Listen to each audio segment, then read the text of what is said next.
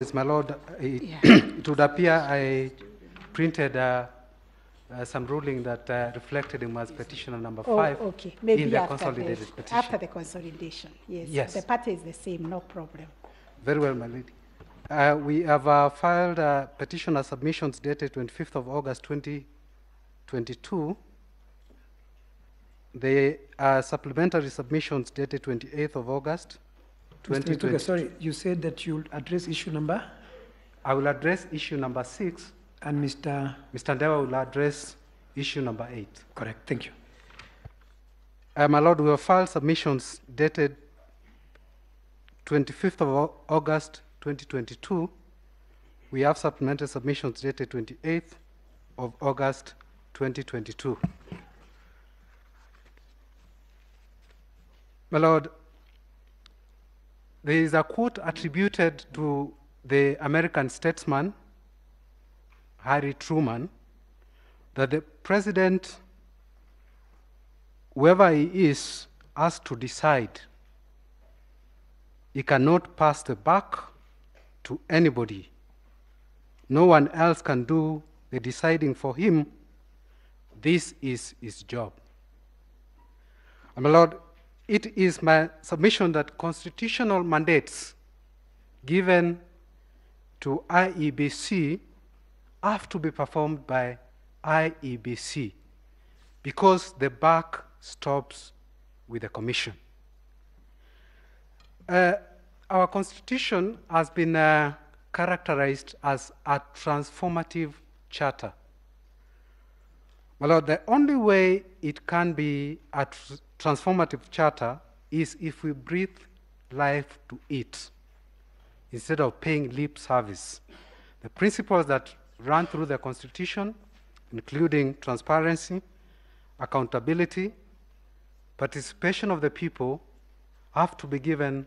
We have to breathe life to those provisions if the Constitution has to live up to its characterization as a transformative charter. It can also live to its characterization as such if the independent institutions under the Constitution discharge their mandates according to what is provided there. One of the institutions is IEBC. Under Chapter 15 of the Constitution, it has a critical function which is captured under Article 249A. It must protect the sovereignty of the people. And one of the ways it protects the sovereignty of the people is to ensure that the will of the people in electing their representatives reflects what the people have voted it to be. This is because, my lord, sovereignty is exercised directly. It can also be exercised by the representatives they elect. So by sticking to the principles that guide the process of election, that's how it can give the sovereignty of the people the life it deserves. Under Article 81 and Article 86, the electoral process has to observe, among other principles, transparency. It also has to be an accountable process.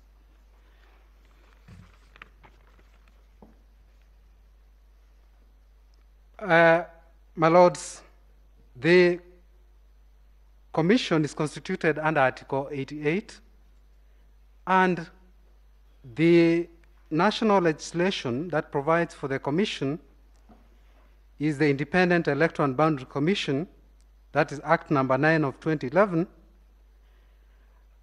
Under Section 5, a commission is established, and under Section 11 and 11A, it's categorical that the Secretariat works under the Commission. So the staff of the Commission performs a delegated function. The buck stops with the commission. My plain reading of Article 138(3)(c) is that the process of tallying, verification, and declaration of the result is the mandate of the commission. It's not the mandate of the staff or the secretariat. This is also reiterated under section 39, 1C, paragraph B, which also states categorically that the function of tallying and verification is supposed to be done by the commission. Was it done by the commission? That is the only question, my Lord, I will answer. I will answer it through the eyes of the averments made by the 9th respondent, that is Professor Abdi Gulier, and the 4th respondent, that's in the consolidated petition, that's Honorable the Chairman Chebukati.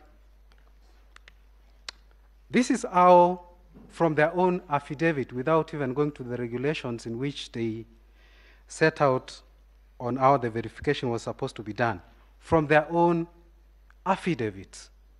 When the other 4 commissioners are clear that they were not involved in the verification and tallying and declaration of the result, this is what they say in their respective affidavits.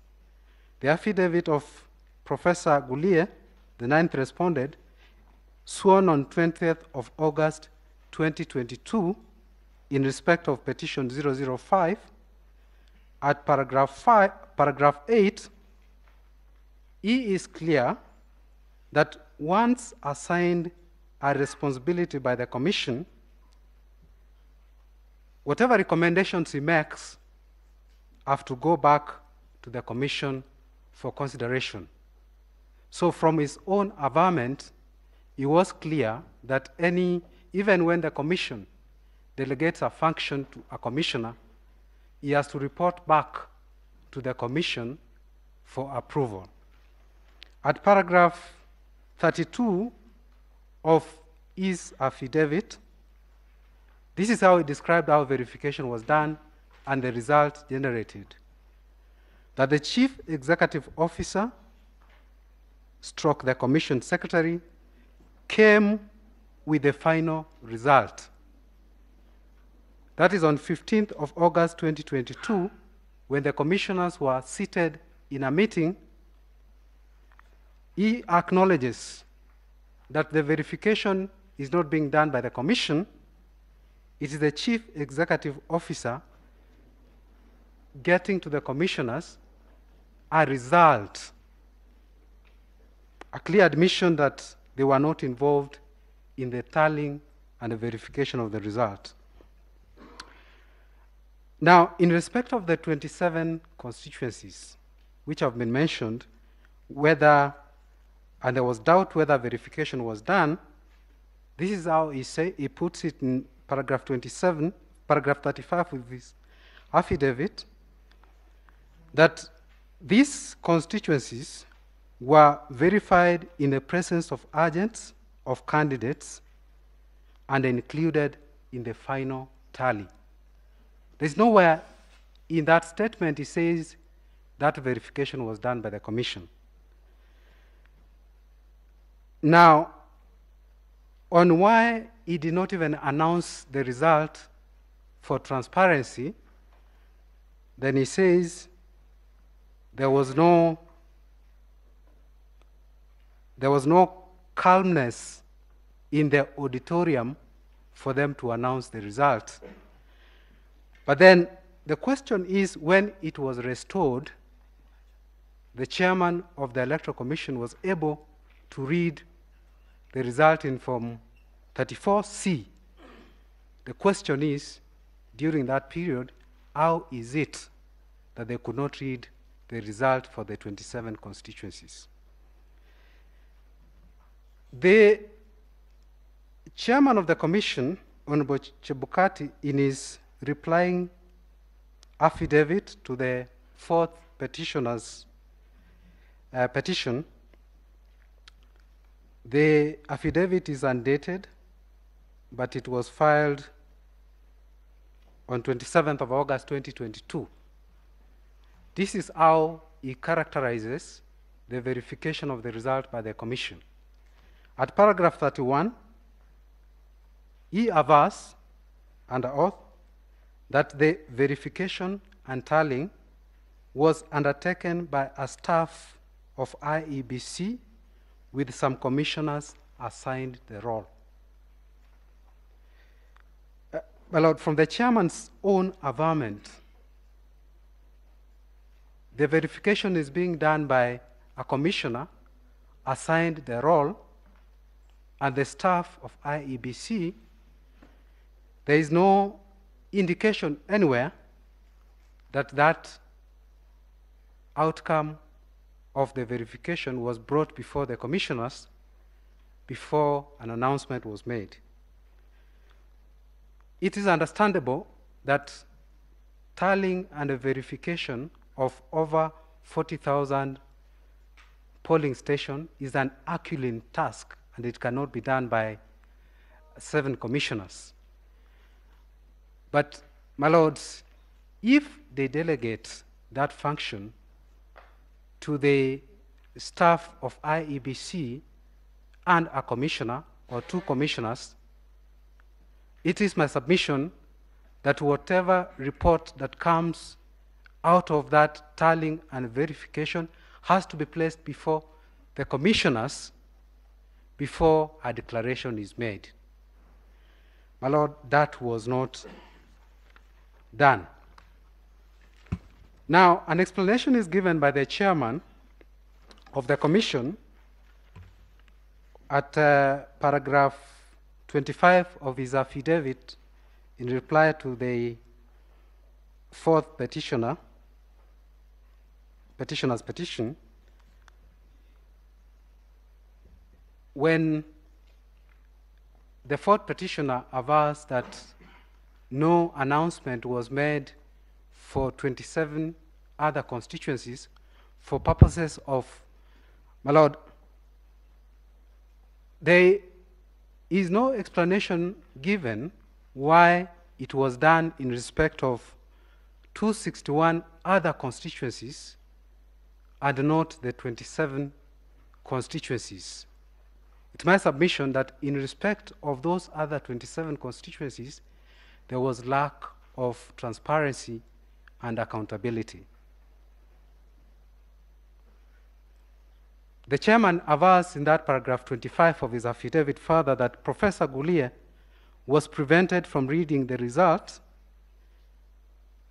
but there is no explanation further why he could not read the result for the 27 constituencies after calm was restored. And if at all tallying was already done for the 27 constituencies and a report prepared, my lords, this should have been included in the reply of the chairman to the petition to confirm that indeed the tallying and the verification had already been done. It's my final submission that the result that was declared by the chairman of the commission did not reflect the will of Kenyans, and it should not be let to stand. My colleague will take over the issue number 8. Thank you, my lords.